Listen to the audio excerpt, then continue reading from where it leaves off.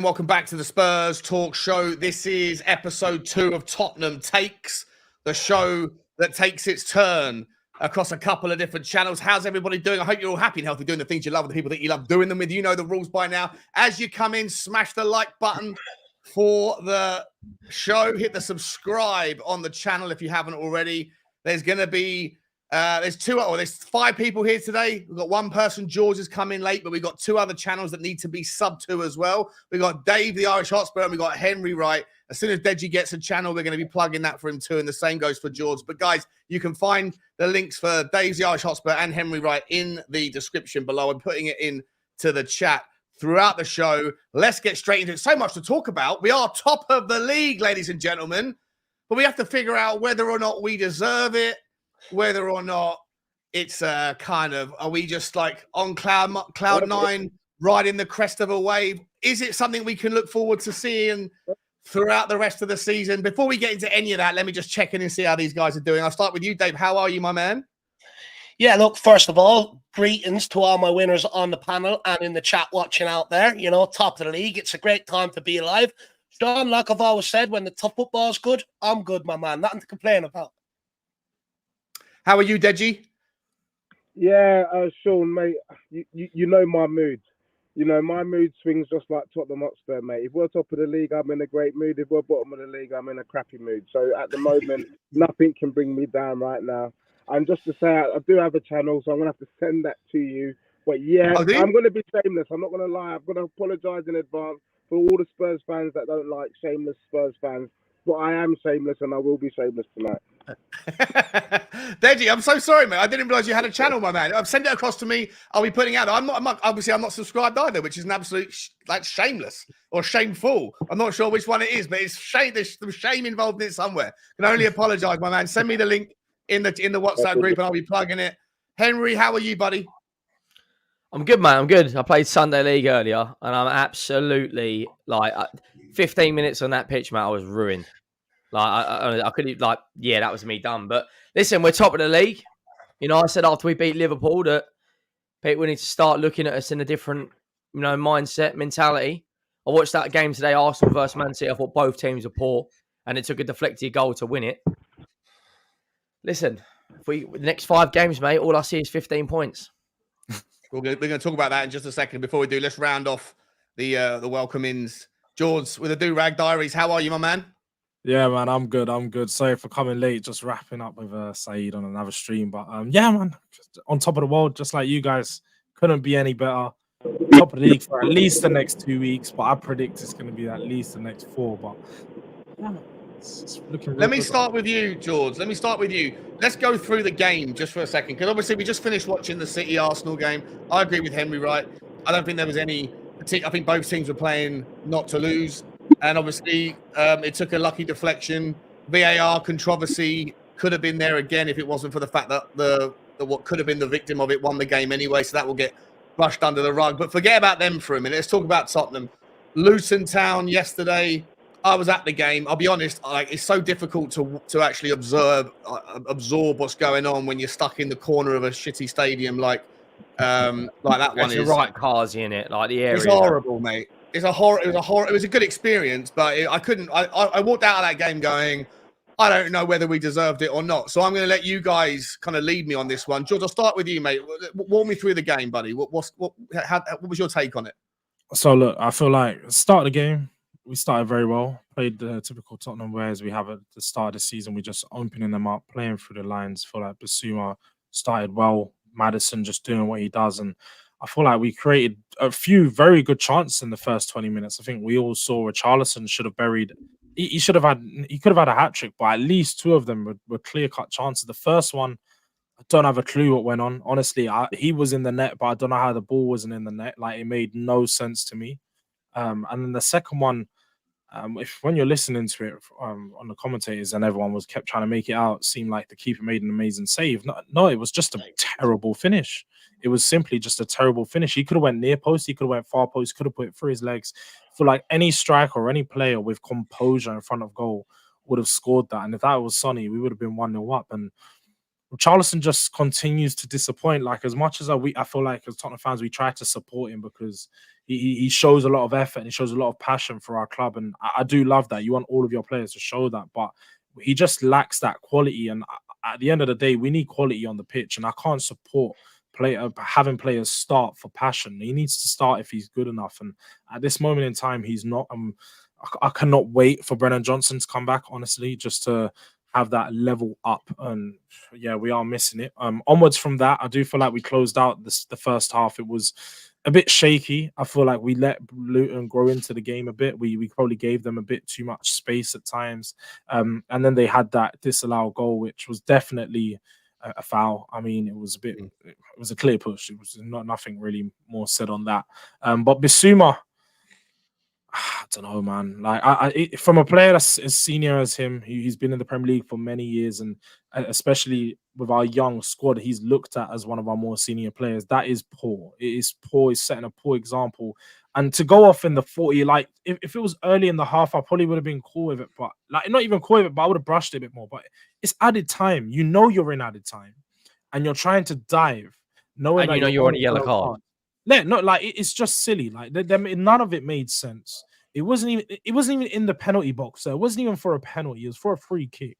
It was just silly on all fronts. And honestly, like, my head was gone. Like, as soon as it happened, my head was gone. I didn't know what was going on with Bissouma. But the one thing I will say is, even when that did happen, I did always think that the team would win. I feel like it's very different this season from last season, because the one thing we know now is that we have confidence even when we face adversity. When we go 1-0 down, or when we have a red card, like, I was still very confident that we're going to still be able to break this Luton team down, pray through the lines. And that's how the first start of the second half started. I feel like we started off very well, but again, I feel like the rest of the second half, we didn't play that well. We were quite poor. I feel like we gave them too much respect. I feel like Ange probably tactically, he managed it well. He did manage the game by making good changes to make sure that we were defensively shut up. But I feel like just we gave them too much respect with 10 men. When you look at Liverpool, how when they went down to 10 men against us, they still transitionally killed us and they still tried to play their game. And I feel like that's something that we should have tried to do against a team like Luton, because they had chances, man. They could have scored a few times in the late of the second half, and we probably got away with it. And I'm happy we did. Sometimes you need those games, especially against a relegation side that's battling for their life at their ground, and you never knew it was going to be easy. And I think a lot of us Tottenham fans, when we spoke last week, we always knew that this Luton game was going to be a tough one. Coming off the high of Liverpool and Arsenal, going to these types of grounds is always hard, but walking away with the 3 points is the most important thing. But I'm happy with the result. I wasn't so happy with the performance, but I'm happy that we face adversity and walk through it. Yeah, I completely agree. Dave, let me come to you, mate.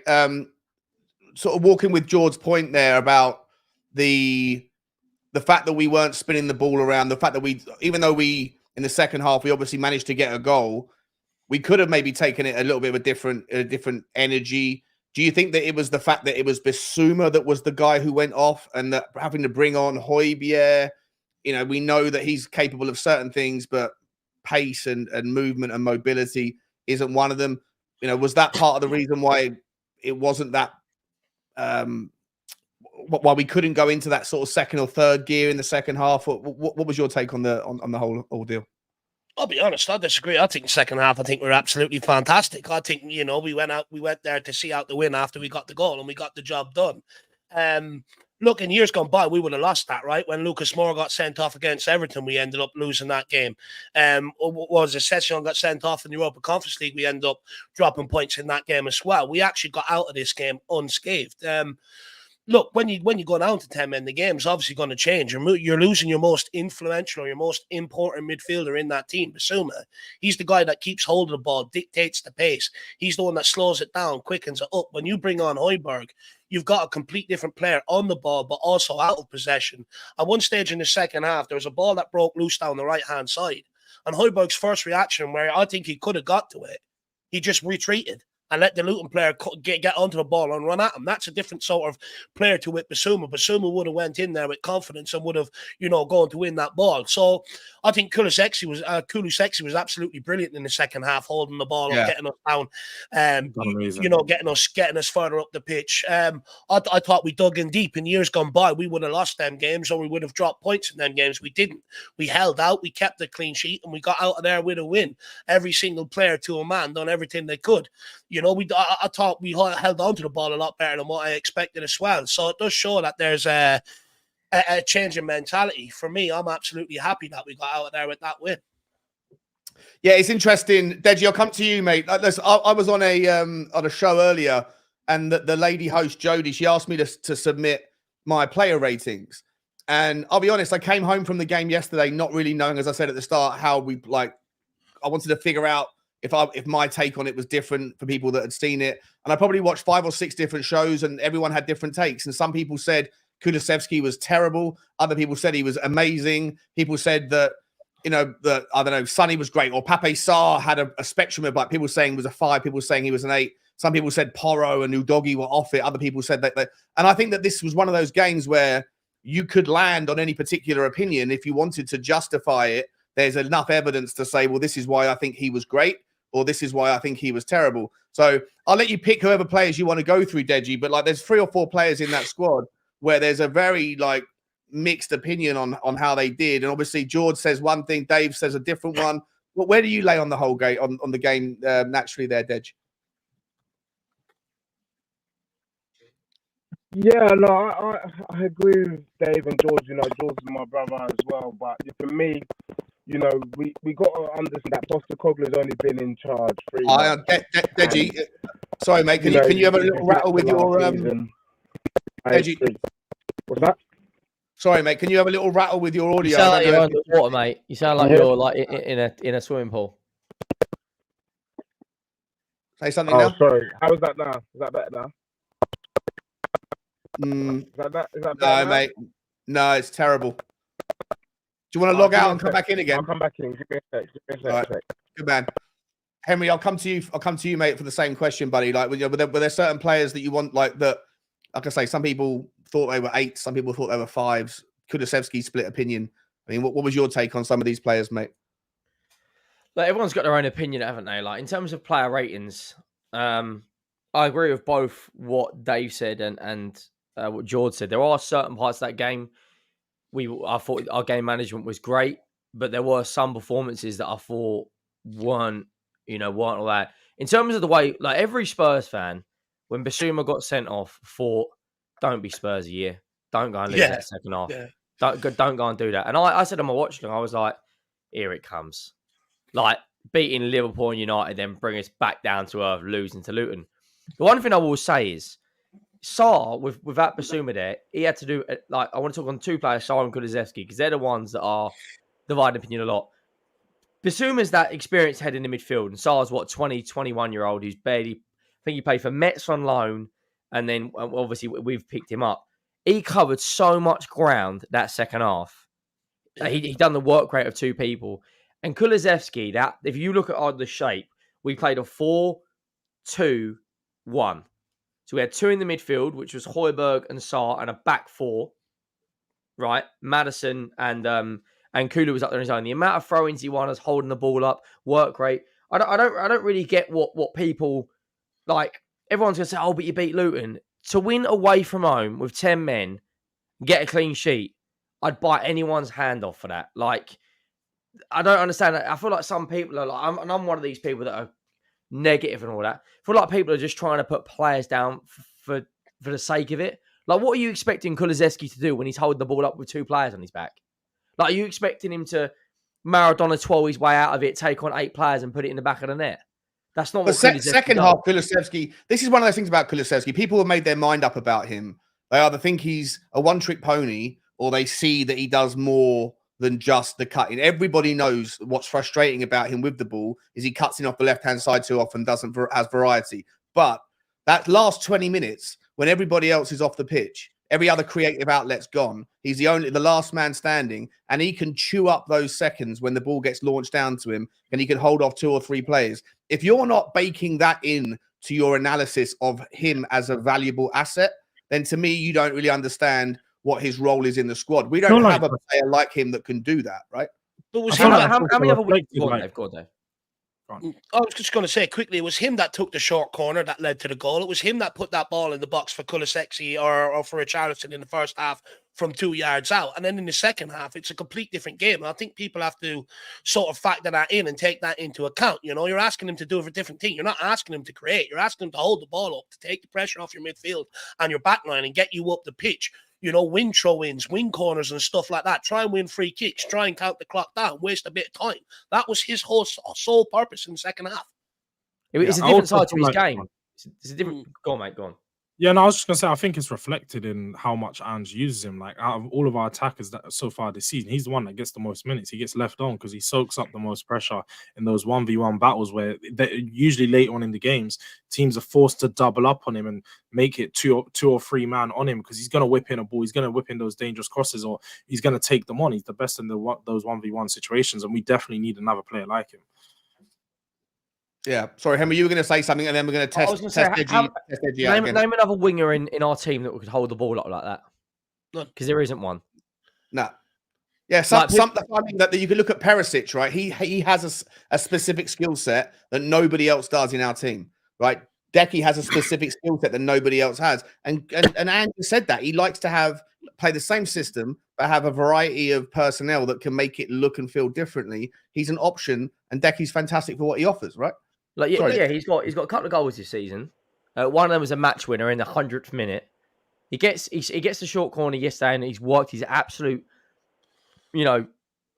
nuts off against Liverpool. Okay, yeah, everything was fed through him, but at the moment, him and Maddison are the only creativity we've got. It's him and Maddison, and when Maddison doesn't have a fantastic game, we lean on Kulu. When Kulu doesn't have a great game, we lean on Maddison. James Maddison, by the way, I don't care what anyone says, is the best number 10 in the league right now. He annoyed me a bit yesterday. Ghost today, once again, did nothing against Man City. Bruno Fernandes, I'm going to need a bloody sat-nav to find where he is nowadays. Like, Maddison is stepping up time and time and time again. Yes, his performance wasn't fantastic yesterday, but when it mattered, he put the ball in the right area and Van de Ven got on the end of it. Like, and that's what, 8 games played, 7 goal contributions in a new team, I can't speak high enough about it. I think he's absolutely mustard. I didn't think he had a great game yesterday, though. I've got to be honest. Deji, let me bring you in, mate, to test your audio out. I mean, we're talking about Maddison right now, but yeah, go on. How is it now? Yeah, much better. No, I agree. I think Madders is different gravy, mate, and he's been a class act since he's come. And for me, Madders has kind of been like a replacement for Kane. When you see Madders, you don't even think about Kane. My thing about Decky, I'm a little bit in the middle because I have to admit I haven't been happy with his performances this season.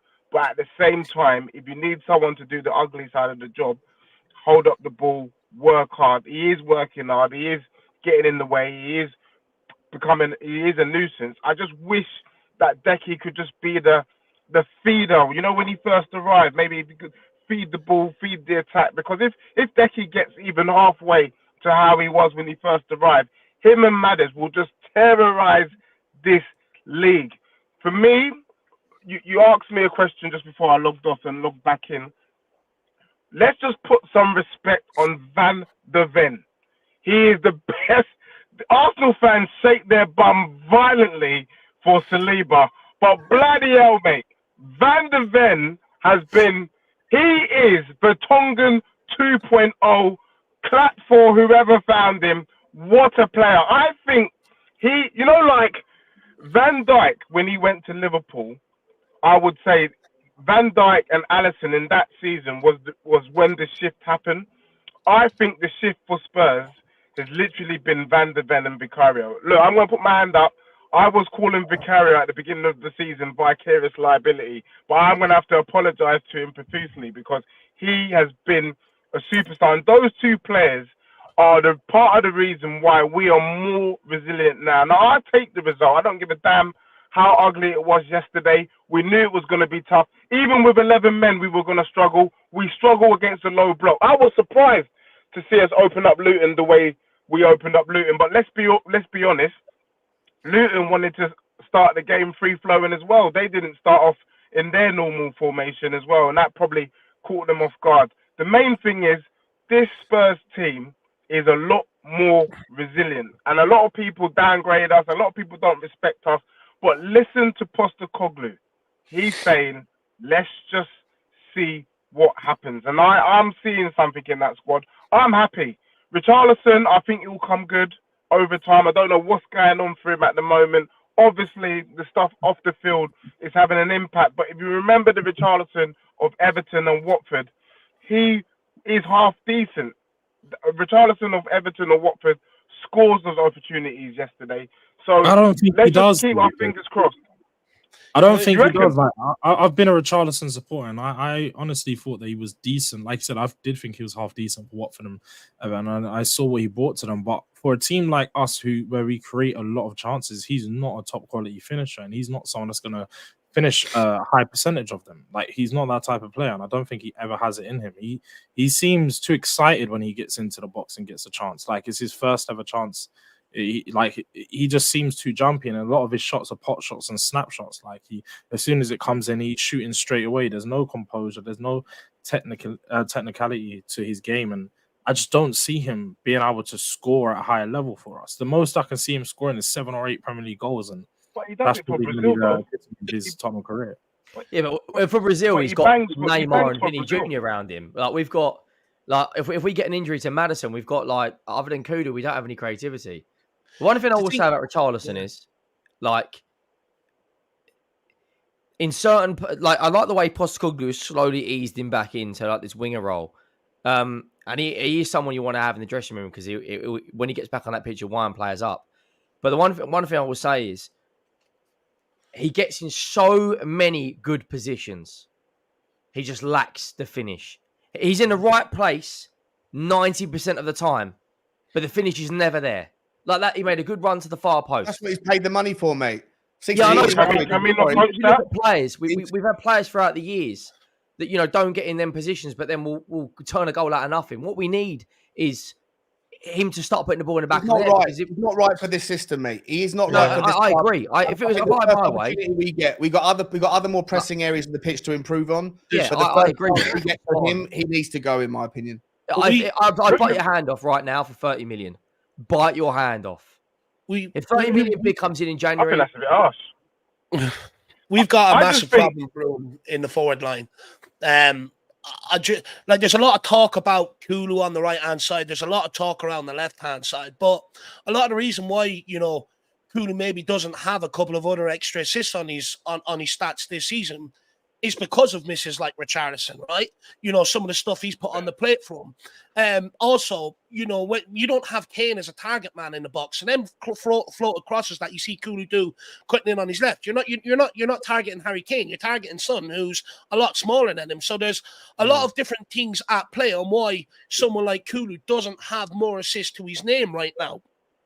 But then you look over, so that a part of that, you know, it's not helping Kulu's game because he is putting balls in the box. He is making things happen. But we don't have that world-class striker. Sonny ain't going to get the goals that Harry Kane got. He'll get a good proportion, but he's not going to get them all.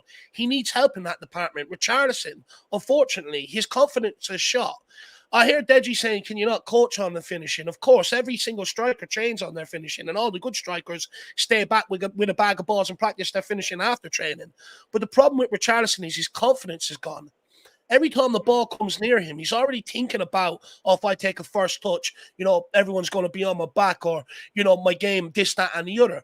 So when the ball comes to him, he's not confident. That's why you're seeing him rush them finishes. Rather than him actually gaining that composure and feeling confidence in that moment, he's rushing everything because he just wants to hit the back of the net so bad. I'm not saying that he's the answer. I'm not saying that he's the answer. But right now, his confidence is gone. And for me, I think he's got until January. And if we're in a title race come January, the club have a decision to make. Do they continue to try and play him back into form? Or do they scrap it, be ruthless, and go and get someone else in this door to help pick up the goals for Sonny? But we have a massive problem across that front three right now. It's something that was there in preseason. Yes, we're scoring goals, but let's be real. The difference this season is not the front line; it's that back line. Vicario making saves in massive games where Lloris wasn't. Van de Ven and Romero striking up a partnership, keeping clean sheets where Dyer and Romero weren't. Edoji down that left-hand side, stopping everything. The problems we had down that left-hand side last season was a massive problem. Are we scoring any more goals without Harry Kane? No, we're not. And for me, I think we do need to look at that forward area. We need to get that right, but we also need to bring in another striker in this store come January if we're in the title race, because with that back line, you do need someone to help pick up the goals with Son. You get that, that'll keep you in the title race. If you don't, we're not going to last there. I don't think we'll last. Yeah, no, I definitely agree. I do feel like the striker position is definitely one that needs to be focused on. But for the time being, I do feel like when Brennan Johnson comes into the team, it adds a bit more versatility to the front line and a bit more fluidity, because him and Son can swap from the left side, and even Kulu, it can be a bit more of a fluid front line where the players rotate their positions, and especially Johnson coming in the middle, it adds just a bit more of a different problem. Because I do feel like Sonny, as much as I feel like off the ball he's been great, like his pressing and his work has just been it's been good and his movement's been well, but I just feel like sometimes at the moment he's just letting the game run past him. As in a lot of the times when we're in the final third, he's nowhere to be seen. Do you know what it is with Son? Do you know what it is? He can have 90 minutes where he doesn't do anything and then score a goal, and that goal overrides all the cracks. Yeah. Is it like you need to, when you look at his performances as a whole, for me, he's had two really, really good games. Burnley away and Arsenal away. Brentford away, okay. I don't think he was that great. United, okay, he created a couple of chances. Bournemouth away, I don't know, but for me, that there's a guy in the Netherlands playing at Feyenoord that we should go and absolutely snap up. Just bring in the Mexican, bring in Jimenez, mate. The guy's numbers are a joke. He's going to cost an absolute fortune, though, mate. But I agree. I think he's worth it. You get ahead of the curve and you buy someone like him, and you've got a striker for the next. Do you know who's looking at him? Real Madrid, Chelsea. Yeah, and Arsenal probably. Everyone. There's so many teams that need a new number 9. So many things, you know. But yeah, I think his numbers, like the role he could play. I mean, I've only watched compilations, and a compilation can make like Eric Dyer look like a good player, but the numbers speak for themselves. Like, I also think, I don't know what you guys think, but I don't necessarily not think if bringing in another forward, does that, stunt the growth of like Santiago and I can't remember the number 10 is. Who's well, let's have a look at this. Let's have a look at Beliz, right? So, but Beliz had a chance. He was right down the end where I was in the corner. He had a chance in that game, and I don't know. Second time in the few minutes he's had in both games where he's had a little chance, but he seems to have, like, I don't know whether it rush of blood or whatever. He just kind of fluffed it. But I was watching him off the ball. He's busy. He's big. He's strong. He can move across the pitch. I think this guy, if he keeps getting minutes, in 2 to 3 months' time, he's going to be playing. He could easily displace Richarlison. I know Ange said that he wasn't intending to use him until 2024, but he's obviously come back in. All the reports, Dave, I'll come with you on this one quickly, and then we'll go into Deji and we'll go around the circle. All the reports from training that he's absolutely smashing it. And I know that, Dave, me and you watched him have terrible finishing in the under-21s, but allegedly in training, his finishing is off the chain. Anyone can finish in training. I guarantee you Richarlison finishes in training. Okay, so you're saying he's not. You're not confident that he's ready then? No. Look, I like Feliz, right? I like what I've seen from the under-21s. He got four times he was in on goal. 4 times, well, 3 of them he hit straight at the goalkeeper. One of them, I thought maybe all he had to do was gamble with a bit more aggression. I think he would have got that, that ball at the back post. But it's the same as Richarlison for me. I think he gets into the right positions, but that finishing or that composure isn't there right now with someone like Feliz. His all-round game is better than Richarlison's, and I do think that finishing will come with time, a bit of confidence once he gets his first goal. But he's not going to chip in with enough if we're in a title race behind Sonny. It's just not. I feel like the big difference between him and Richarlison is, of course, is his time and age. Like Alejo Bailey's, I feel like right now you can probably put it down to his confidence. Like, he's literally, I feel like the Colchester game, I think, he didn't arrive in the country, but he was only allowed to start training that week of the Colchester game or something, like, with our team. So it wasn't like he had much time to sort of build into the team and even have confidence to play with players that he's just met. And then the same thing with even just yesterday, he's just got his first, like, a few minutes again in the Premier League, and he actually got a touch of the ball this time. Like you guys said, he was looking busy, and he's a lot bigger. He's a bigger lad. Like, he looked a lot huge, bigger, mate. and he knows how to he's throw his weight big. around. Especially, I saw him like pushing through centre backs. So I feel like he can be a good player going forward, especially an option if we can start to play to his strengths. But I feel like one thing we lack, which you highlighted weeks ago, Sean, is someone that's just going to continuously cross into the box, because we know what Richarlison needs is you need someone to put the balls into the box for him, and it's especially yesterday. That's one thing I feel like we were missing is yesterday, especially when we go forward a lot of the times. I'm waiting for Decky or I'm waiting for Porro to whip it into the box for Richie, and it's just not doing it. And I feel like that's one bit that we're lacking, because we know Richie's dominant in the air. We need to play to his strengths, and if we're going to use him, you have to do it.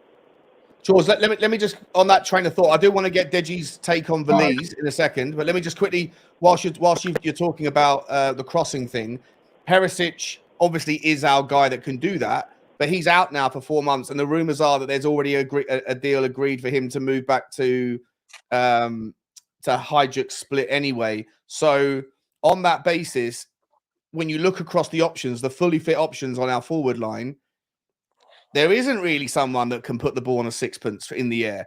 Like, I don't know, Brennan Johnson. I don't think he's known for putting balls onto the nugget. So is that something that if we're going to keep Richarlison and we're going to use Valise in the tail end of the season into the second half, we're going to need someone who can find them in the air where they're at their strongest. Is that a priority for you in the January window, George? And then I'll come to Deji and get his take on Valise in a sec.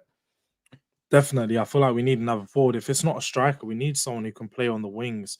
That is a quality 1v1 winger, someone who's similar to Kulu. That's just a 1v1 demon who can take on players, and someone who's good at crossing, someone who's got a very good delivery on them. I feel like that's something that you always need, and hopefully someone that can play on the left side, because I feel like that's probably where we're weak at the moment. And Johnson's preferred is the right side as well as strike, and yeah, I feel like that's what we need. Deji, bring you back in, mate. The Liz question first and foremost, mate. I mean, what's your early thoughts on him? He's played a couple of minutes here and there, but he's been busy, right? Yeah, I mean, look, I like him. I think he's got potential. You got to understand that. Let's just cast mind back to the strikers that we brought in. Remember, cast your mind back to Saldano, and since then it's been an absolute disaster. But with Belize, Deji, mate, yeah. Sorry, mate. Your audio is absolutely horrendous, mate. It's crackling. It's like snap, crackle, and pop. I'll come back. Mate. All right. Can I just want to answer a question that Henry asked a couple of minutes ago, where he said, will we be stunting other people's growth if we go into the market to buy a striker? Look, I don't think Tottenham's plan is to go into the market and buy another striker. I think the plan is to develop Valise and some of them under 21s coming up. However, if you plan on sort of getting rid of Richarlison, then you can bring in that striker, because all you're doing is replacing Richarlison with another guy, and that still sort of leaves that pathway for some of these guys still to come up and still develop Valise. Can you see that though, Dave? Can you see Levy being like, because if Levy was to get rid of Richarlison, he's got to then say, like, I've got egg on my face. I can't see him being that ruthless. I think the amount of times we've seen players that have been here time and time again, and we're like, hang on, like Eric Dyer's coming up for a testimonial. Yeah. Davis, okay, is a bit of a steady Eddie, but he's still coming up for a testimonial. These guys should have gone 3 years ago. Like, look, it wouldn't surprise me.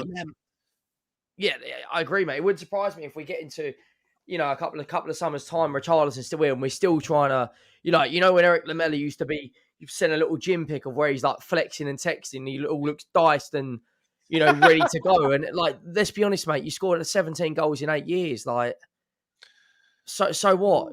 Son's already on 6. Like, we need, like, I feel as a fan base at times we are so emotionally obsessed with players. Like, and there'll be people on Twitter that are still defending Richarlison. Oh, but he got assist for Son's goal against Liverpool. That's fine, mate, but that's not £60 million of a player there. That's terrible. Like, I thought Everton got robbed, paying 50 million from Watford. We went, oh my beer. Hold my beer. Yeah. We went to the extreme, and I can't see Daniel Levy at any point saying we got this wrong. But if we want to be a ruthless football club that wants to win major honours and compete with the best, like Man City, if it doesn't work after 2 years, you're out the door. Yeah. When's the last time City have held on to a player for more than 2 years. Like But see, everyone's the thing is with City, though, Henry, you know what they're reselling as value still in it, and other people still see the value in them because anyone that adds that City is technically sound. Whereas what we're selling, no one sees value in them. Nobody, even us as a fan base, don't. Daniel Levy doesn't anymore, I hope, you know, but no one sees value in them. So that's why we're having trouble to ship them on. But it's also because of the huge wages we put them on. We chose to offer these guys contracts after contracts without them actually contributing anything majorly any season. So we've put ourselves in that situation. And look, we could be in that situation with Richarlison, but and I'd like to think Daniel Levy knows this as well, because in my lifetime supporting Spurs, one thing I won't accept is mediocrity up in the forward line. Because my whole lifetime supporting Spurs, we've always, no matter how bad we've been, we've always had strikers up front that knows how to score goals. Always.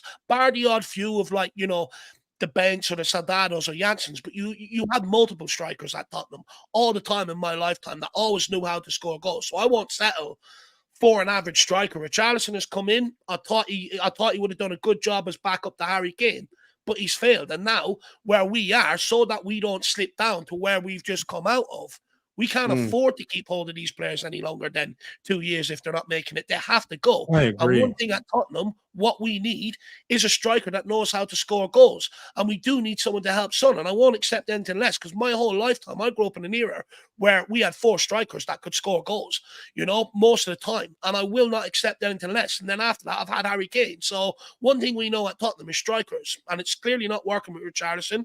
And so we don't slide back and we can continue a title race. It is something we have to visit in January. If we don't, but then what's the ambition? Fans are the same, though, Dave. Like, I was there for the Liverpool game.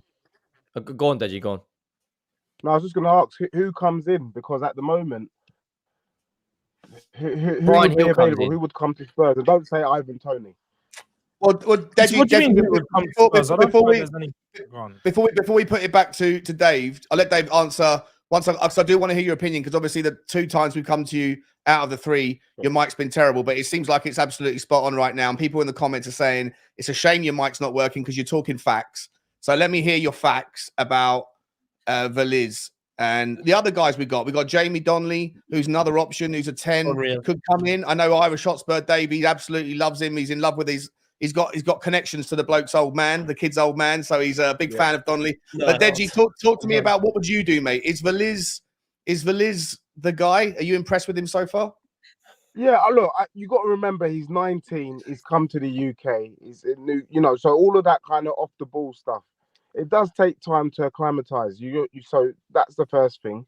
But he's got all the attributes to be a top striker. And for me, for the first time, I actually say I have trust in Ange Postecoglou, and I have trust in his recruitment team. If they think he's a baller, then he's a baller. It just needs time.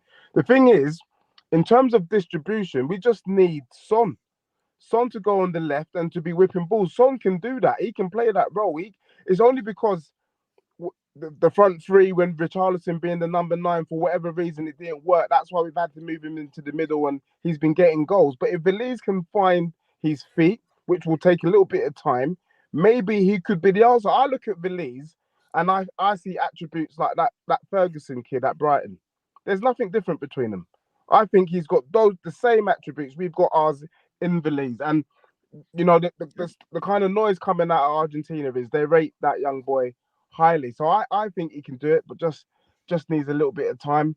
Let's give him more minutes, you know, with the minutes, and then we can move Son back onto the left-hand side. The beauty about Son is he can play left, he can play down the middle. We got Madders, who's going to be feeding him like a chef. Why not? I say play him. For me, it's about time we start playing some of the young guns. Donnelly as well. It's about time we start bringing these lads through. They're hungry. I've been crying out for years. Where are the academy boys? Where's our Smith Rowe? Where's our Saka? Well, they're there, clearly. So let's give them a chance as well. Hungry boys who want to play football for our club. Let me just press, but I'm going to come back to let the guys come back in a second, but there's a couple of super chats I want to get to. Before we get to that, there's 500 people in the house. It's awesome to see you all. Please smash the like button. Get the subscribes going. Everyone, apart Deji, you got to send me your YouTube channel link in the private thing. I'll add it to the list so I can start plugging it. Before I come to Blaine's super chats, I just want to quickly say there's a couple of you guys put in political comments in the about regarding what's happening over in Israel and stuff. Look, I don't want this is a football show, not a politics show. I don't know what's going on over there. It's above my intellect. So can we just leave all that stuff out and hope that there's peace everywhere in the world? That's all I say on it. Terrible things are happening everywhere, but let's just keep that stuff out of this chat if we can. Blaine, appreciate you, my man. Always an absolute monster supporter of all the channels. Evening, Sean and panel. Think Klopp will call for a replay on the not given Virgil van Dijk handball. 100%. I think Veliz actually looked good with his feet. He looks mobile as well. Give him the minutes. Dave, I'll let you answer this one on Blaine's behalf. Oh, actually, sorry, Dave. Actually, I've heard your take on Veliz. Who hasn't spoken about Veliz yet? How many have you spoken about Veliz? Or have you all spoken about Veliz? I think we all touched on him. Okay. Go on then, Dave. You have your final say on Veliz.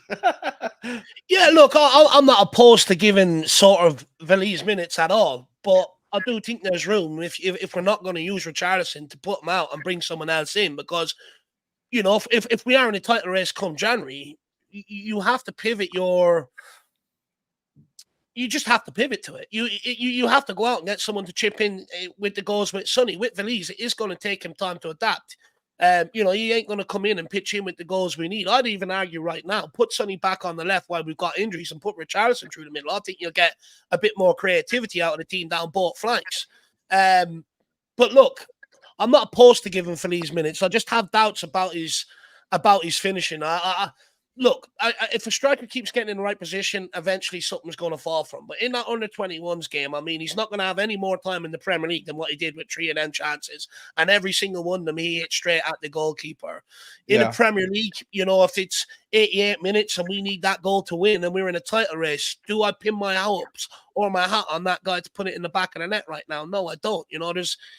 Premier League is the hardest league in the world. It's the fastest league in the world. It takes time to adapt to it. Yeah, 100%. Mate, really appreciate you, Blaine. Thank you so much. And you come back in with the second one. And this is an interesting one. George, I'm going to come to you on this one. Also, top of the top of the pack for the under-21s and the top of the league for the under-18s. I don't think that's actually been done before. As far as I'm aware, I saw a stat that this is the first time ever that after the first quarter of games, or whatever you want to call it, in the season, a team has been first in the under-18s, under-21s, and the Premier League. So, George, we've got talent everywhere. Where I want to shift it is I saw an article earlier talking about this midfielder. Dave, you might have to remind me of the guy's name. Is it Metterson or Carl? He's a midfielder. People are talking. What's his name? Matson. I'm pretty sure that's the Chelsea player. The under-18. The under-21. The under-21. Hang on, let me get it up. Kieramenton. That's it. That's the guy's name I'm looking at. Kieramenton. There's a big article saying that he should step in, maybe in the absence of Bissouma, in the Fulham game, because we don't have a natural player that can step in, and Højbjerg might not be the guy. Look, we have so much talent across those 3 spots. Across those three sort of divisions of football right now. Is there anybody outside of Jamie Donnelly and Veliz that you guys think can step up? Outside, forget about the centre backs, because right now we're covered. But in the midfield and in the top end, I'll come to you, George. I don't think so, honestly. I don't feel like there's any player ready to come through just yet. Maybe next season, once they've actually proved this season that they can maybe have a few minutes later on in the year. But I just feel like we haven't got the minutes to give away. This season's with 1 game a week. Every game that we play is crucial. We really can't afford to be playing young players unless it's in games that we know we're winning or we're already 2-0 up, and it's a game we can potentially just throw away minutes. But apart from that, me as a Tottenham fan, I'm looking to play my best 11 every single game. And if that means that we need to not give the youngsters chances at this moment in time, we're just not in the place to do that, especially to players that just aren't, like, they're not pushing and they're not forcing their way into the team. Jamie Donnelly is probably the only one that's, as you've even seen Ange mention him, he's got the call up to the first team training because he's been pushing so much and doing so well. But I don't think there's anyone else. for me, I think the plan is to bring a lot of them up next year. You look at the under-18s; a lot of them are actually the under-21s. A lot of them are the young side of the under-21s. A lot of them played in them under-18s, under-17 cup finals last season. So we still have time to develop them. And the reason why I say next season, you look at the amount of contracts up in 2 years' time. I think there's 10 or 11 of that squad up over the next 2 years. That's a lot of players, and a lot of them is Deadwood, like your Sessions or Fraser Forster, would nearly be 40. Isn't Højbjerg's up in 2 years as well? Højbjerg is up as well, and he already wants out of the club. So there's, Dyers, Lloris's, people like that, and a lot of it's Deadwood. And when you look at the price of homegrown players now, it's extortionate.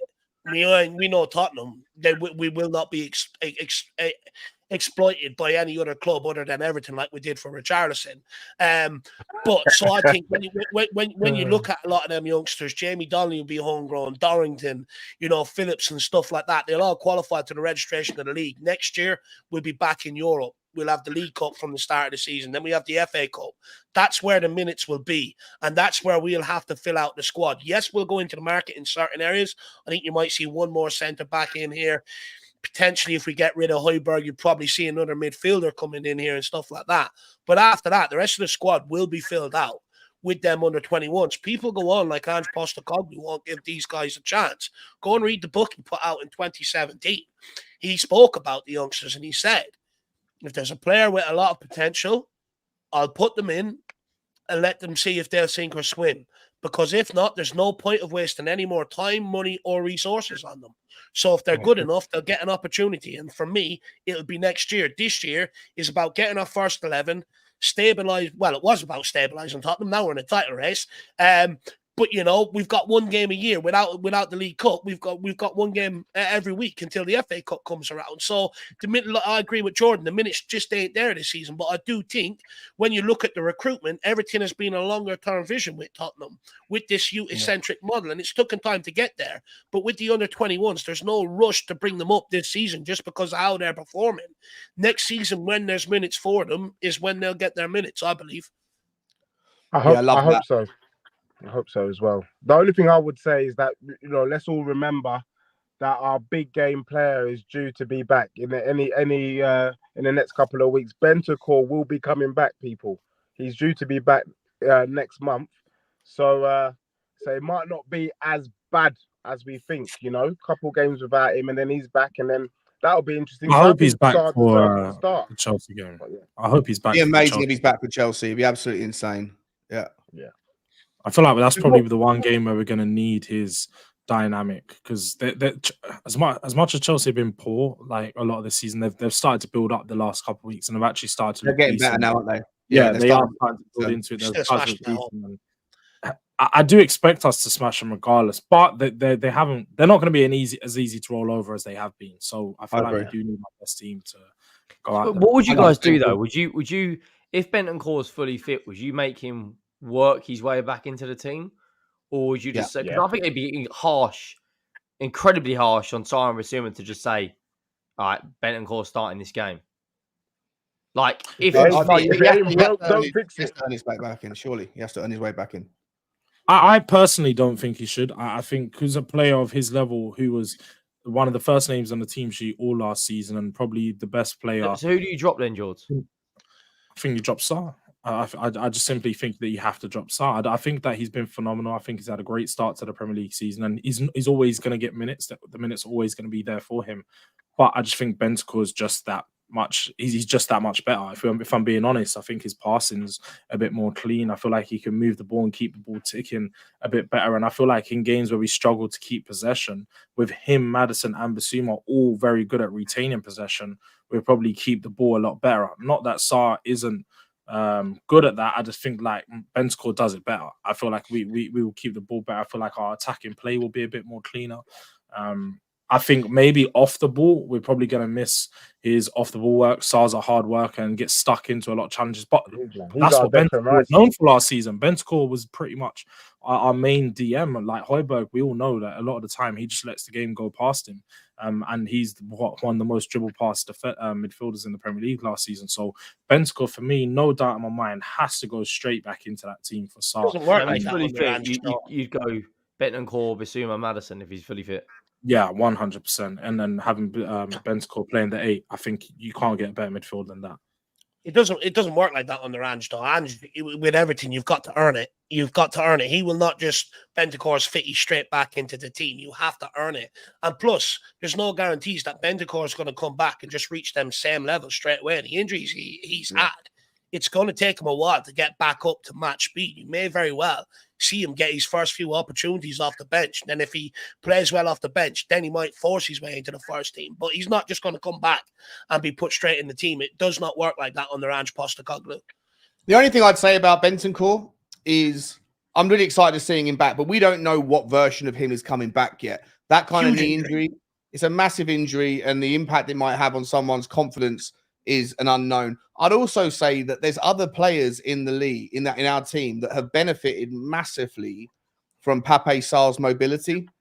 I don't, as much as I think that Bentancur is a huge technical beast, I don't think he can cover ground quite like Pape Sarr can. People like Pedro Porro will have to learn to adapt to defensive responsibilities without having Pape Sarr that can cover and gallop across the pitch in front of him. So I'm not saying that I love Bentancur, but I just think that in a meritocracy, I agree with you, Dave. I think he has to earn his way back in, and time will tell whether or not, you know, it is whether or not he's an instant starter once he gets back to full fitness. Just on Sarr quickly, because I need to run to the Jacks and then I'll shut up.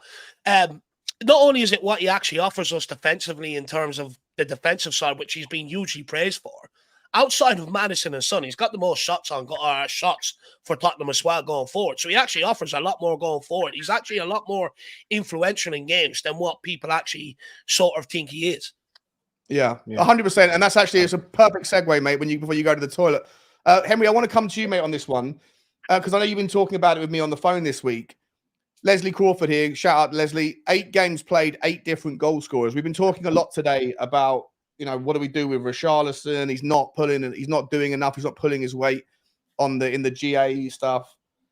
Is it that big of a deal? Like, it is a deal. Of course, it's a big deal. But how big of a deal is it when your strikers are not pulling, or the forwards are not pulling their weight, when you can spread out your goal scoring responsibilities the way that we have? I don't think there's another team in the Premier League that have had as many different goal scorers this I think year. it's only us and Brighton. Brighton have scored the most goals in the league.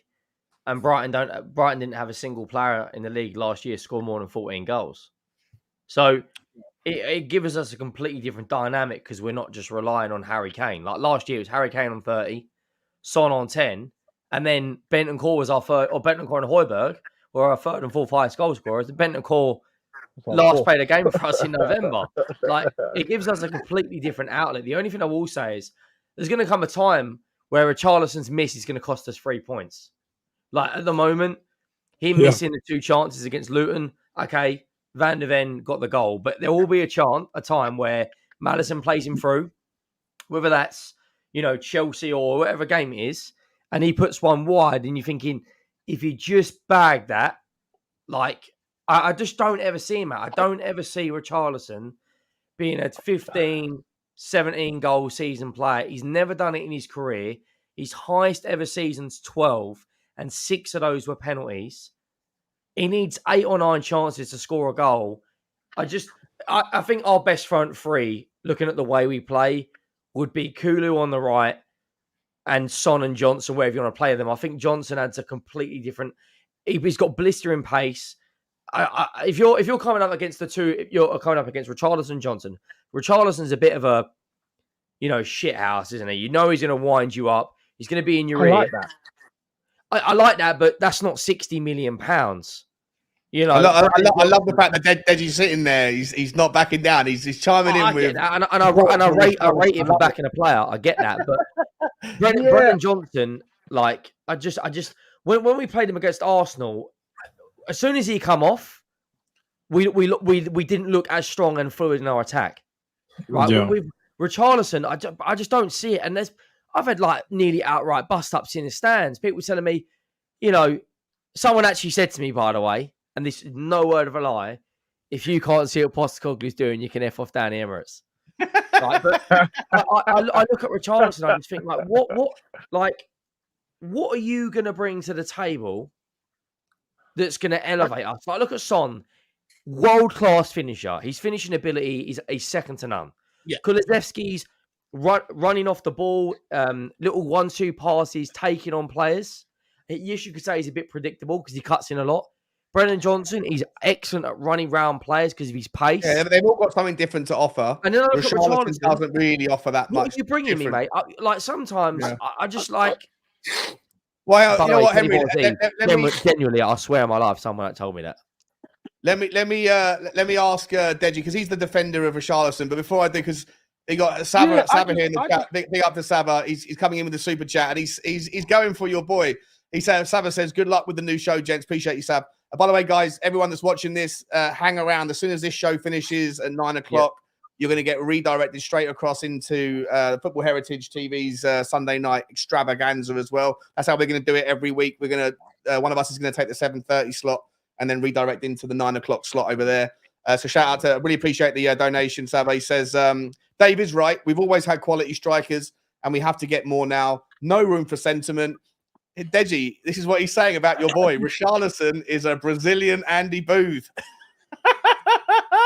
It's like Erling Haaland is an above average John Carew, according to Mr. Box Office. What'd you say, mate? He's a Brazilian Andy Booth. Mate, I just think sometimes there is a place for that in a team, and I like players that can be a bit of a batter. No, I like battering rams actually. When you're playing against the Burnleys of this world, the Stoke Cities of this world, you don't. Sometimes you just need a big brute to just be out there causing problems, being a nuisance. I actually think Richarlison will come good. I loved him at Watford. I loved him at Everton. I was one of the people that wanted to see him come to our club, and I just think for whatever reason it just hasn't worked for him yet. Don't look his contribution against Sheffield United. Don't forget that, mate. That is what potentially a confident Richarlison can do, and if that's all he can offer, I will take that. And but that's the only Premier League game he's done something in. Like the only Premier League game in a year and a half. Yeah, but remember, he literally had a few games that he hardly started. Let's just be fair. No, but the thing is, it was pretty dusty last season. Dej, we have to be real here. Yeah, like players aren't supposed to like just get starts and then be like, oh yeah, he's not had a start. You have to work your way in the team. The best players come off the bench and then they show what they've got off the bench to then earn their start. And then when they get the start, they prove why we started them and they maintain their position. Prove why we paid the money. He hasn't once proved why we spent the money on him or proved why he should stay in the team. Yeah, he had that good impact off the bench for Sheffield, which we all agree, Jeddy. I think he's great impact off the bench, but that's the only impact and the only way that he can be used in our team is off the bench last 15 minutes. But I just want to take it back to what Sean was saying about the multiple goal scorers, although I think it's good. And I even saw a stat saying that we have the most amount of different goal scorers in Premier League history.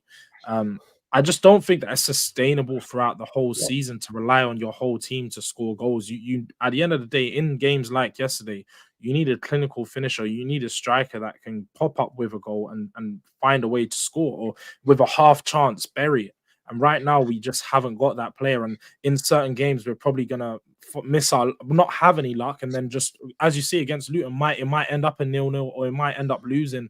Like these guys said, we're going to end up dropping points because the likes of Richarlison can't finish. So we definitely need to bring someone in who's a bit more competent in front of goal. Can I just come in on that as well? I think there's been a lot made about this 8 different goal scorers. Personally, you go back to last season, Højbjerg scored, Bentancur scored, Kane scored, Son scored a few, Kulu scored one. You know, some of the backline scored a couple of goals. Everyone chipped in last season as well at points. You know, I think it's overrated, you know, this whole thing about Ange, everyone's going to chip in. Great. But everyone chipped in when Kane was scoring goals anyway. There was a lot made that they weren't. Kane was just better at finishing than the rest. And I think there's too much made of it. You know, there's like the year Pep went without a striker, everyone goes, oh, look at him, he's changed the game. You know, this is the new way. But then he went at the same time, Dave, if Kane gets Henry, we tried to get Harry Kane the summer before that. So it's sort of like, you know, every team needs a striker. There's a reason why Liverpool brought in Darwin Núñez. There's a reason why Pep Guardiola went and got Haaland at the first opportunity after not getting Harry Kane, because they're the difference and they're the ones that elevate you. They take you to another level. When you have all the other components in place behind them, that striker throughout the season is the one that's going to make the difference and get you over the line and get you trophies and stuff like that. In years gone by, we had Harry Kane, but we didn't have all the other things behind it, and that was our biggest problem.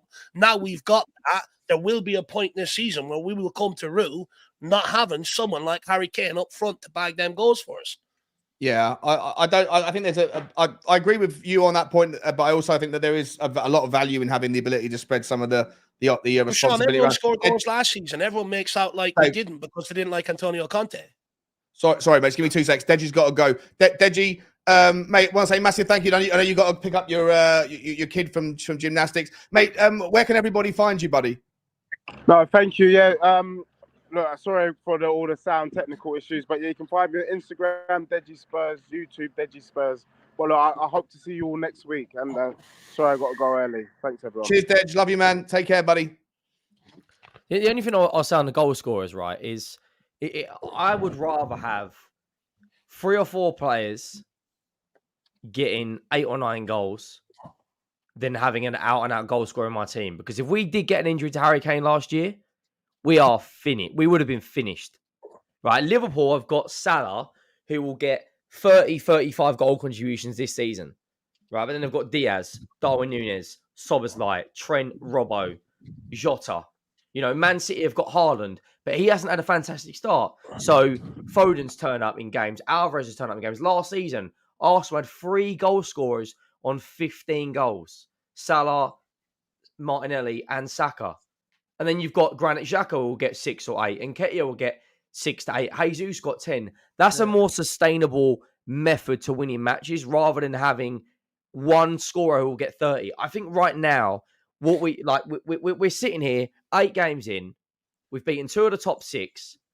You know, we've gone to Arsenal. I'll be honest, I think we were the better team in 8. Like people will say we weren't the better team yesterday, but the other 7 games we should have won. We should have beaten Brentford, right? We should have beaten Arsenal.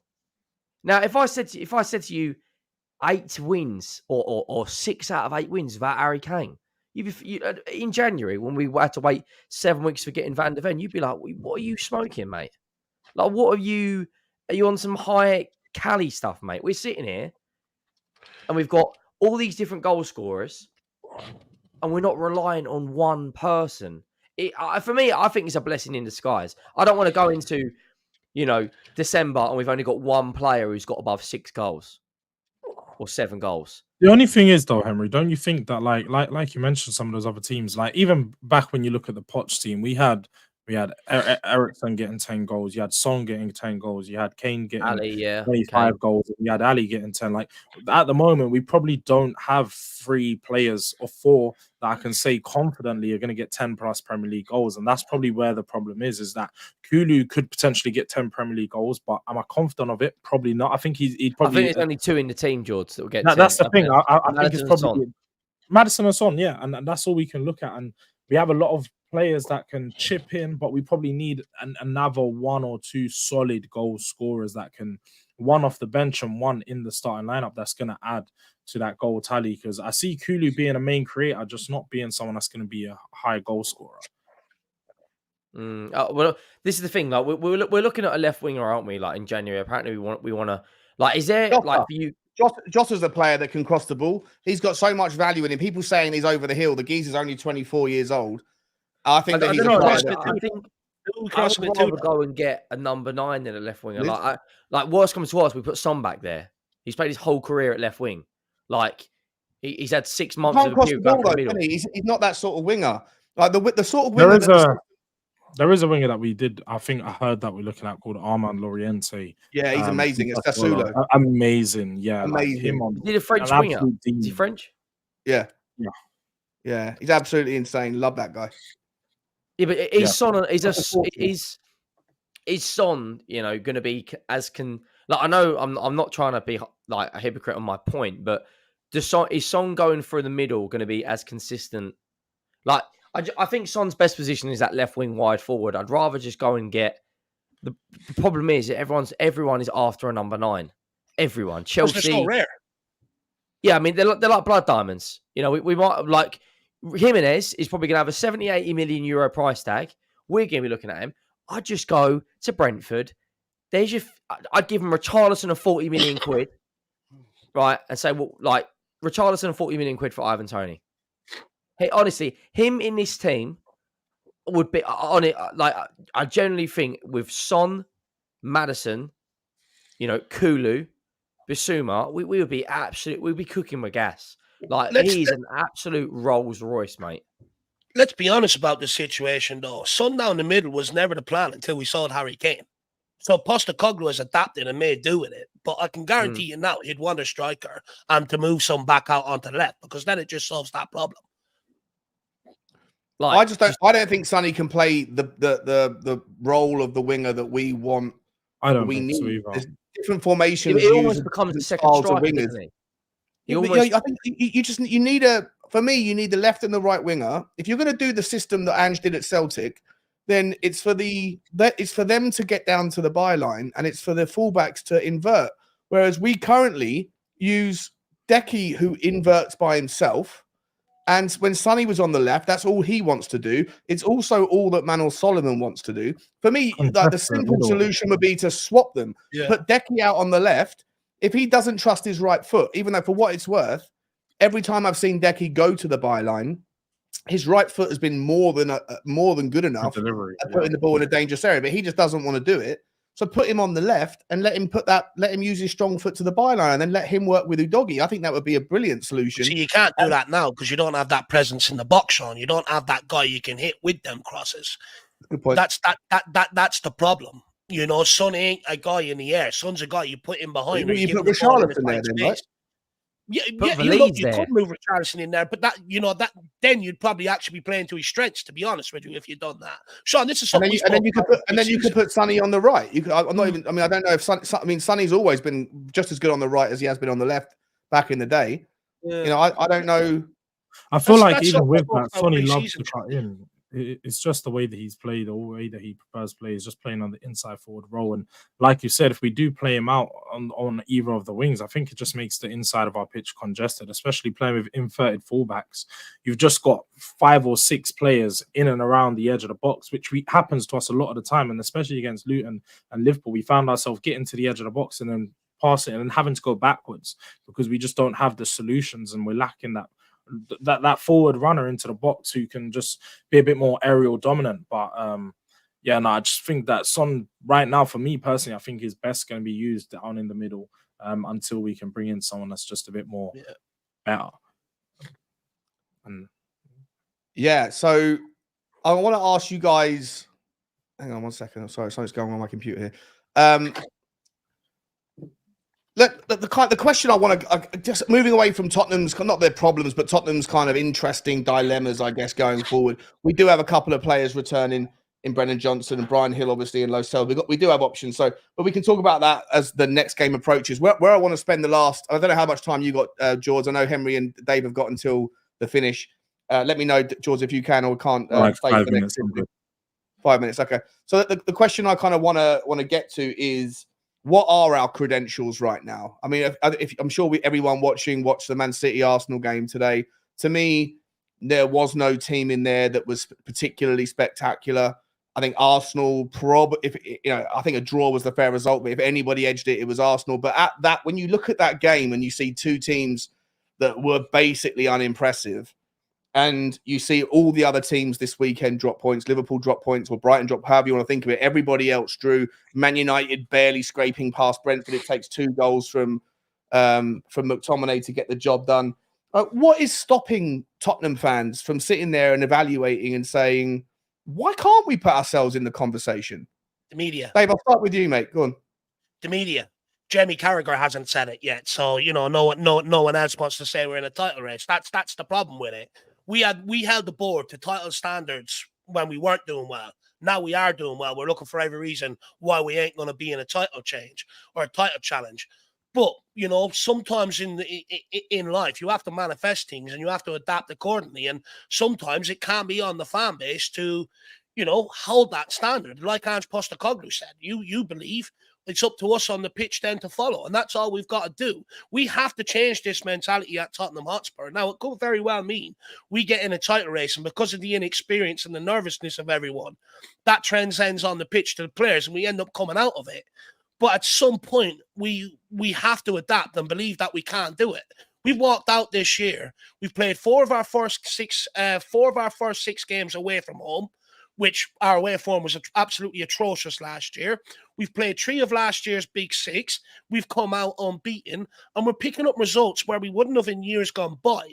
Now, if other teams done that, it's talked about as a title race. When other teams win with 10 men, they talk about title contenders. When other teams, you know, keep going and keep persisting and win games late, like Man United all them years under Fergie, they talked about title contenders. But because it's Tottenham Hotspur, no one wants to talk about it, and it absolutely fucks me off.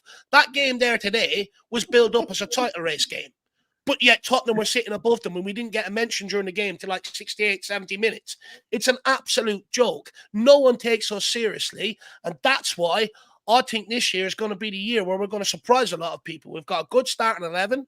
We're down to 1 game a week. We've got the right manager. In the moments in years gone by where we had Pochettino, it was his first time ever being there. So there was no calm in the situation. And you've seen that in the performances from the players on the pitch. Postecoglou's been there.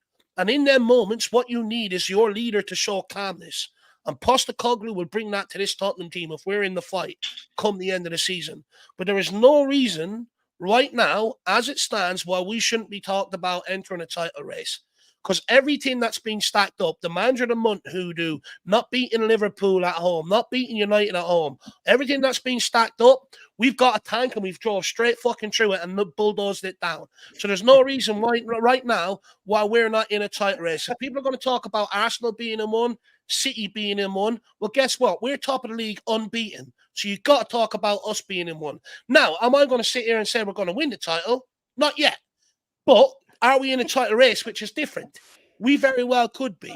And all I ask is maintain this to January and hand it back over to the board to get the reinforcements in. But look, last year I would have bit your hand off for this, you know, to be in this position. And I'm enjoying it. But I just think it's absolutely disrespectful with people not talking about Tottenham in the title race. And that should show Tottenham fans what everyone thinks of us. They all laugh at us. They all think we're a laughing stock. Why can't this be the year where we go out and surprise them? Leicester done it. Why can't we? Love that, Dave. You get me pumped, mate. Goosebumps. No, I'm sick of it. I'm sick of the media because Spurs are so underrepresented. All it is United, Liverpool, all this bullshit. We never get credit. I love it, mate. I couldn't agree more. The obvious rationale for why we're not is because A, it's too early, and B, we haven't got the depth. George, I know you. Yeah, 100%, mate. George, I know you got to go in 2 minutes. So I'll let you have the next take on this, and then I'll let you say goodbye and tell everyone where people can find you. But are we in a title race? Is it madness for Tottenham to be talking about it? Do you know, I love Dave's enthusiasm about it, and I wish I could sit here and have the same energy, but unfortunately, I mean, I've seen our teams in positions before. I've seen us be very good at the start of the season. I mean, under Mourinho, I think we was top after 10 or 11 games. So I've seen us be in very good positions and fall off. And I'm not saying that this season is going to happen. I'm just not going to get ahead of myself this time. That's all it is. I feel like right now, the best thing we can do as Tottenham fans, and I personally like being an underdog. I like that everyone underrates us. Right now, every game that we go into, everyone's going, yep, you're going to drop points this one, you're going to drop points this one, Tottenham are not good. And everyone's thinking that we're rubbish, but we're only getting better and better and better. And the difference this season, I'd say, the big difference compared to the other season, especially the Jose Mourinho one, is we're playing sustainable football. We're beating teams by having better performances and we're convincingly winning. So I feel like it's a different mentality and a different feeling around the club. Can we be in a title race? Yeah, we could be, but I feel like we can only judge that for... I can't be a hypocrite. Last season, I told Arsenal fans you're not in the title race till February or March, and I'll say the same thing. You're not in the title race till February or March because we're 8 games in. We could be eight games more played, and you look at our next 8 games, we could be in a very different position. I do feel like we've got a favourable run in. Let me throw something back in there. Go on. I just want to ask you something quickly, right? last season under Conte, after 7 games, we were in the exact same position we were before we beat Luton, and everyone said we wouldn't sustain it. And look, they end up being correct. Would you not say this time's different this time around, though? The feeling around it is 100%. a lot different. The style of play, everything else, management, everything's a bit different. We're a lot more convincing, though. I do feel like we're a lot more sustainable this time, but I just don't feel like Sean mentioned, our squad isn't going to be able to sustain a title challenge for the whole season. Maybe the way that I see it right now is I'm taking it one game at a time. I want to make it to January. Let's see if we can make it to January and avoid an Romero, Madison, or Son injury, one of our big players. If we can avoid an injury of one of our big stars until January, and then in January we have to bolster our team because the Africa Cup of Nations comes. We're going to be losing Basuma and Sarr for a few weeks, so our midfield's going to be looking a bit thin. There's not that many games that they miss, but still, it's just another crucial games, though. Yeah, that's what I mean. It's going to be another big thing to take into consideration. So I feel like as Tottenham fans, the best thing we can do is just take it week by week, try and make sure that we just win the game by game. We know we've got one game a week. We've got an advantage over a lot of the teams we're going to be playing. And but top 4 is the expectation. Title challenge would be nice, but that's about it, to be honest. I don't really want to put the pressure on the team. Well, George, if you can't see what Postecoglou's doing, mate, you can have off Danny Emirates. I see it. Before you F down the Emirates, I know you've got to F off somewhere else, mate. Put your kids to bed, I think so. Mate, I really appreciate you coming on, mate. Absolutely smashed it, just like Deji. Where can people find you, buddy? You can catch me here, there, and everywhere, but mainly on my socials, which are pretty much just here _4Jaws or hashtag /Durag Diaries on TikTok. I'm here, there, and everywhere on loads of podcasts, and I'll be around. So thank you for having me. I put out your Twitter. I haven't got. I don't know how you get the TikTok links. I'm not even on TikTok, but I put your Twitter into the description and into the channel, so into the chat. So everyone get over there and at least subscribe or follow him there, and then you can find all of his other socials.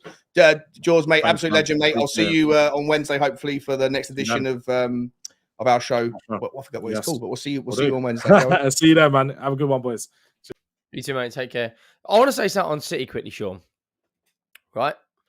The first 7 games, other than Arsenal, was Newcastle, Sheffield United, Fulham, West Ham, Nottingham Forest, and Wolves. And then with today, they played Arsenal. Is Sean there? Are you there, Sean?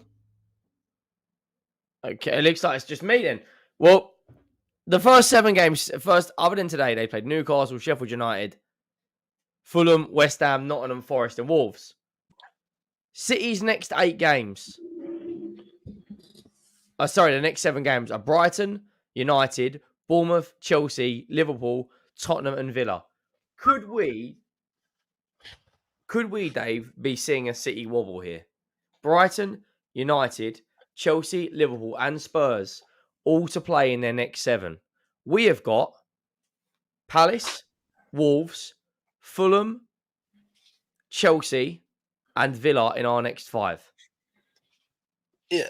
Well, look, I read something a while ago that up until that Chelsea game, we had 8 games, and although some of them were away, we actually didn't have to travel outside London. I think that'll come back in our favour. But when you're talking about Man City, look, I think inevitably there's going to be a drop-off. They let some of their experienced guys, the trusted guys, the guys with the know-how, right, in these title races, they let them go. One thing City have done, now in fairness, they've refreshed it with some of the best young players across the world with great potential. But it's going to be a different City this year because they don't have that know-how, that game management, that them players like Gundogan and people like that they've let go. They don't have them anymore to rely on. So there is an opportunity here for us. If we can maintain this, to sneak in. There's every opportunity. United are in the mud. Arsenal, I'm still not convinced by them, although unbeaten. I'm not convinced by them yet. And with Man City, like I said, Henry, on that run-in last season, that experience is the reason why they end up winning that league and getting that over the line. They don't have them players to rely on this year, so there's an opportunity. It's blown wide open in my opinion. But look, that them next few games they're coming up against Brighton, they could very easily be undone by them, very easily. And they're on a bit of a bad run at the minute, and that does come down to the players not having the know-how. Sure, I don't know if you heard what I said before you jumped. No, I didn't. My internet collapsed again. Typical. City's first 7 games were Burnley, Newcastle, Sheffield United, Fulham, West Ham, Forest, Wolves, and then they played at Arsenal, and they've lost 2 of those first 8 games. Their next 7 are Brighton, Man United, Bournemouth, Chelsea, Liverpool, Spurs, and Villa. And I am going to tell everyone right now that Unai Emery is going to beat Guardiola. Just the same thing, the guy who couldn't beat a dysfunctional Wolverhampton Wanderers. That's fine, mate. He's like, we can say what we want, but he's in Europe and he's going to win a European trophy this year. I will die on that hill for that geezer, mate. And he's not even managing. Mate, if you can't understand what Unai Emery's doing, you can F off down the. You can F off down to the King Power, mate. If you can't see what Unai Emery's doing. One thing I'll say is right. We have got 12 games between now and January the 1st, which is when the window opens, and 7 of those 12 games are in December. If we can get through, and I've been banging this drum since the beginning of August, if we can get through them 12 games unscathed, with Maddison still fully fit, Bissouma, Porro, Van der Ven, it's a big if. And we get into January. If we hypothetically were to buy another centre-back, a forward, and a midfielder of good quality, you are throwing your name in that hat for the top 3, top 4. Like, if we bring in a number 9 that can contribute 10, 15 goals a season, another midfielder that can create chances. Like, for me, I would be looking at Wolves and saying, what do you want for Pedro Neto? That guy is absolute class, who's created more big chances than anyone else outside of the big 6 clubs. Right? He is unreal. I'd look at a midfielder that can create chances, because if we get an injury to Maddison, I don't see Lo Celso doing that role at the level. People could say you could play Kulu there. And then I look at, if we get an injury to Van der Ven or Romero, like just give them Fulham 10 million quid. Tosin Adarabioyo's contract expires in the summer. 10 million quid, they should be biting your hand off. And 10 million quid in this day and age, people say, but he's only got 6 months left. That could be the difference between us having Tosin Adarabioyo next to Romero if Van der Ven gets injured, or Davies or Dyer. Like we're in my opinion, who's more important? Who's a bigger loss against?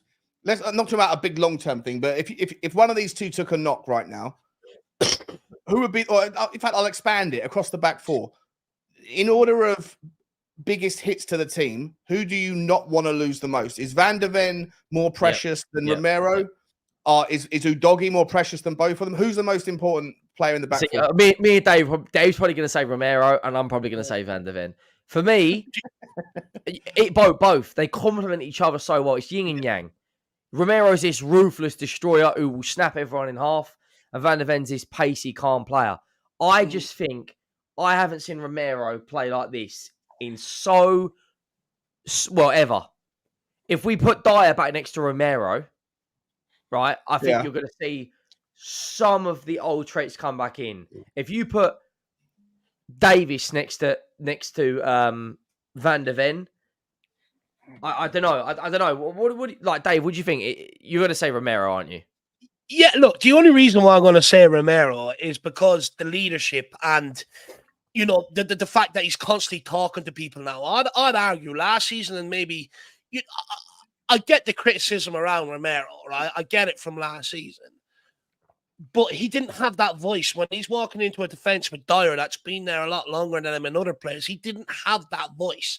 And a lot of the reason why he was pulling players down is because he knew if they went by him, they're getting a shot on goal. Whereas this season, he trusts Van der Ven, but also he's the leader. He's been given that leadership role right across that back line. And there's a lot to be said for someone that can play the game, but also pull other people into positions. You need that guy back there to talk. Any team that I've ever played in growing up, you've always had that one guy across the back line who's, either telling the fullback to push on or tuck in, pulling the other centre half into play. That you have to have that in every single team, right throughout the spine of your team. If you don't have that, you see what we've seen last season. We didn't have that. So that's why I would say Romero, but I'm not discounting, if Dyer comes back in beside Romero, you could very well see it, but I'd argue you'd see it with Van der Ven and Dyer there as well, to be honest with you. Dyer's just crap. He's just useless. But with Van der Ven, of course, we're going to miss him at times as well, because that recovery pace, right, it gets us out of trouble. What I actually laugh about is, people have seen him open up, I think, 1/3 of what he's got against Gakpo, and they're like, he's quick. They have no idea how quick he is, because we haven't even seen him at full tilt yet. But I just think with Romero, he's got that organisation and that leadership back there. I think you take that out, I think you might see a bit of a disjointed backline. That's the only reason why I say Romero. But either or, let's be honest, like you said, you're going to miss either one of them right now anyway. There's also an argument as well for Udogie, because if he gets injured, the best possible replacement to go in there for me is Van der Ven, which means our centre backs exploited either way. Like Udogie at the moment, that we've got. I think Ben Davies has always done a really good job whenever he's come in.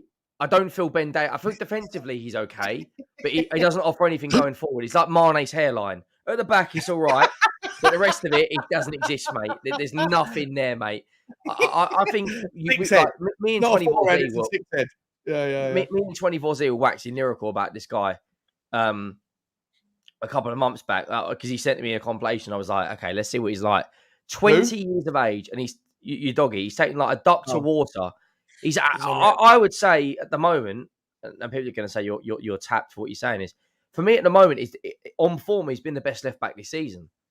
I don't remember any player getting the better of him. Honest to God, listen, everyone's entitled to their opinion, but I've seen people like Man United fans, people like boys on Never a Foul, and I've said Udogie's the best left back in the Premier League. They just they roll their eyes like I've got Tottenham tinted glasses on. I'm like, name me a better Premier League left back this season, and if you're going to bring in previous season's form, then it's a disingenuous argument because no one watched Udinese, or very few people watched Udinese last year to have a really good take on what Udogie was like. But he actually was brilliant last year playing the wing-back system. But purely on this season, like Robertson has not been as good as how many times has he been beaten? Like even when he got yellow carded against Saka, I was like, okay, now we're going to see what the mentality's like. I was thinking he could get sent off here. Saka didn't get past him once after that. Yep. You know, to the point where they changed direction and started pumping things down the left hand side towards. Yeah, like, I just think like he's got the only thing I think he needs in his game is to win headers. I think he needs to, but he's not. I mean, what is he? 6'2", 6'1"? The one thing I would say for the first time ever, I saw him get out muscled, and I'd actually say the same about Van der Ven. That number 11. The big 6'6" number 11 for Luton. Is it Agbona? I forget the guy's name. Adebayo, that's it. 6'11", did you say? No, sorry, he was number 11. He's 6'6", right? He's an absolute unit. When you see him playing in real, like in life, he's so big and he's so powerful. And 2 or 3 times I saw him charging down and go shoulder to shoulder with Van der Ven and with Udogie on different occasions. And both times, both of our players came off worse for the shoulder barge. And I was that's a rare occurrence. Like, how many players have got a play like that, though? Yeah, it's rare. But it's just I just thought I'd shout it out. I don't think any of our defenders have been like skinned that bad. Like Porro, I've been extremely critical on him, and he's come up leaps and bounds of his defensive work. He honestly looks so technically good. He could play in midfield, mate. Like if we had that many injuries, I'd chuck him as the 6. Like he looks like he's so good on the ball, and like one thing I love about him is he's Spurs through and through. Like he wins the corner yesterday, he's screaming in front of the fans. Like I heard it, that was right in front. It was like 3 feet away from my face. I was like, I love you too. Yeah, like I know we're probably in a couple of months going to turn into this PR machine where everything is, sunshine and rainbows, and there will be a few bad days coming here or there. But we haven't seen football matches played like this since Poch, and I'm going to go that step further. If you put 3 players in this team, we will do better than Poch. You bring another centre back in, a midfielder, and another forward. Like if you put Neto in this team, honestly, Pedro Neto would be honestly like. I don't know if either of you watched him this season, but he's. What's the goal that Man City that he scored against Man City? Like he was running past them like they're nothing. You put another midfielder in, you put another 10 in, or you promote Donnelly and buy another centre back and someone else. Like I just worry. The thing is, right? They're tricky forwards who can get to the byline are 10 a penny. There's so many of them around because the game has moved to 4-3-3. Every single team has 1 or 2 really tricky players. It's just that the difference between a £20 million player and a £70 million player is whether they look up, they can spot the target in the box, and they can find him with the cross. I tell you, there's a player that I really like, Koleosho. at Burnley. I think he's emerging to be a player that in a couple of years could be one to keep an eye on, because I think he keeps his eye on the ball. He's tricky. He runs. He's like everybody else. Like he does that sort of thing, but he looks up and he knows what he's doing with the ball. And I think that's the difference in 30-40 million quid. Dave, I can see you want to come in with an opinion on a winger. No. Oh, I thought you were chomping at the bit to come in. No. Go and watch Pedro Neto. He's up there with. Yeah, but how much is he going to cost though? How much is he going to cost? 70 Hasn't million? he had a lot of injuries? I would pay 70 million for Neto. Really? Okay. Wasn't that why he had because of his injuries? Yeah, he had 2 big injuries. He's come back. He's got 5 assists. Him, Trippier, and Maddison are all on 5 assists. Bearing in mind, he's playing in a Wolves team that, other than I don't want to butcher his name, but other than the Korean forward, I think it's Hwang. I don't think anyone else has scored goals. Like he honestly put him on the left, Son through the middle, and Kulu through the right, and then you've got a balanced forward line. You've got the diehard running of Kulusevski, you've got the finishing ability of Son, and you've got someone that can nutmeg a mermaid in Pedro Neto. And then you've got the balance of Sasa, Torre, Bendit like Basuma, and Mascoigne. Like we need 2 or 3 players. I do like that name. Mascoigne is good. It's very good. Sasa Torre is my favourite. Right, listen, guys. I want to say first and foremost to everyone that's watching. There's 610 people still watching. You got to smash the like. We need to get to 50% ratios. It's just rule 1: 50% ratios. It helps the channel, and this is all free content. But smash those likes. Keep them coming in. We are going to wrap up in 2 minutes. But I've got 2 people's channels I want to absolutely smash. Dave, I'm going to start with you, mate. What's happening over on the Irish Hotspur, my man? Running a fan show tomorrow. Also, I'll have a recording with you dropping this week as well, Shawnee. Apart from that, just, trying to fill the space until the international break's finished and we can get back to watching Postecoglou ball again. So, get over, smash the subscribe button, and hope to see you all over there. Thanks for having me, boys. Really enjoyed this show, actually. It was a really good one. Thanks for having me. And I just want to say to people out there as well, give the boys massive credit for getting this going on a Sunday, and putting it together. Because I'll be honest, after match day on a Saturday and all the match day content, I couldn't be arsed, putting anything together on a Sunday. So huge respect to the 2 boys for it, No, I appreciate that, Dave. We are going to be doing this every single Sunday. As I said earlier, when this show, stay till the end, guys, because as soon as this show's done, we're going to transfer you over to Sava's Football Heritage, who starts in a minute. I think his countdown is on. Henry, you've got your 70 subscribers away from 17K, mate. Tell us why 70 people that are watching who haven't already should subscribe to you. What can people find over on you put me on the spot now, mate. What is it? Can you sell me that pen or write your name down? Is it like basically, if you want to see something like just like you two, if you want to see someone that's creates content about Spurs, says it how it is, occasionally has some outrageous takes, and is shameless with transfer videos, you might as well get over and subscribe. And I've got like a new thumbnail guy. The thumbnail for tomorrow's video is absolutely unreal. So big up to him. But yeah, if anyone wants to subscribe, we're close to 17K. And yeah, it's just a shame now that we've got to wait 15 days. These aren't international breaks, by the way. Whose idea is this? Like, do you know there's 4 international breaks this season? Last year there was 3. But yeah, if anyone wants to subscribe, big up to Moss Chino in the chat. Tottenham are irrelevant. We're top of the league, mate. So smash that like button and subscribe to the channel. Make sure you smash the. Well, once you finish drying your eyes, do that, and then hit the subscribe and the like button on your way out, my man. We'll be able to see it start welling up again. If you haven't already, Henry and I are doing a bit of a joint venture. It's called Shameless Football. If you haven't already, we're talking about all things that are not Tottenham.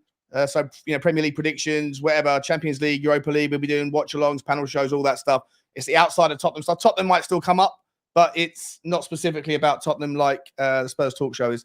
Guys, I want to say a massive shout out to Deji and to George. They are regulars on this show. Next week we're going to be on Henry's channel again. I want to say a massive thank you to Blaine for the 2 super chats, to Saba, who we're sending over to him right now, to Tom Crockett. I didn't even see this. I'm so sorry, Tom. Become a new channel member. I really appreciate that. I do apologize. I will see you real soon on the fan phone-in shows. And to Howie, who says, Dave, better they ignore us and we get the last laugh. 100%, mate. Let's stay flying under the radar and we'll get there. Thank you so much, Howie. Thank you so much to everybody. Stay right where you are. We'll put you over to the Football Heritage TV. And as always, guys, come on, you Spurs.